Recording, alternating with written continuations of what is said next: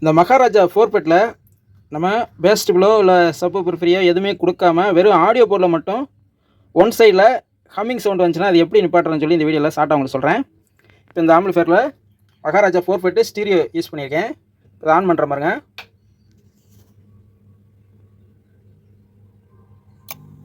On பண்ணிட்டேன். ஆனால் input signal எதுவுமே கொடுக்கல. இருந்தாலும் அதாவது லெஃப்ட் சேனல் மட்டும், அதாவது இந்த சைடு வந்து ஒரு ஹம்மிங் சவுண்டு இருக்குது. உங்களுக்கு அந்த ஸ்பீக்கரை கிட்ட வச்சு காட்டுற பாருங்க. கேட்குதுன்னு நினைக்கிறேன்.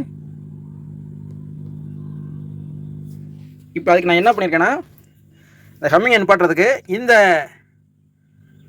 கிரவுண்டு கொடுத்துருக்கேன் பார்த்தீங்களா, மெயின் கிரவுண்டு, அந்த கிரவுண்டில் ஒரு சின்ன வயரை ஜாயின் பண்ணியிருக்கேன்.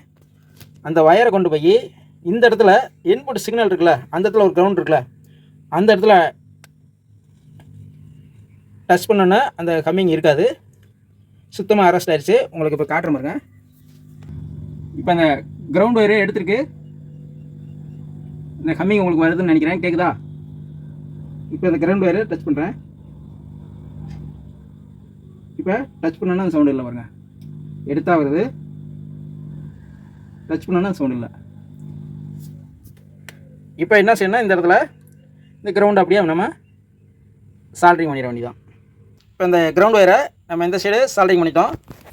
இப்போ பாருங்கள், அந்த சவுண்டு இல்லை, கம்மன் இருக்கு, அரெஸ்ட் ஆயிடுச்சு. எல்லா ஹம்மிங்கும் அரெஸ்ட் ஆயிடுச்சு.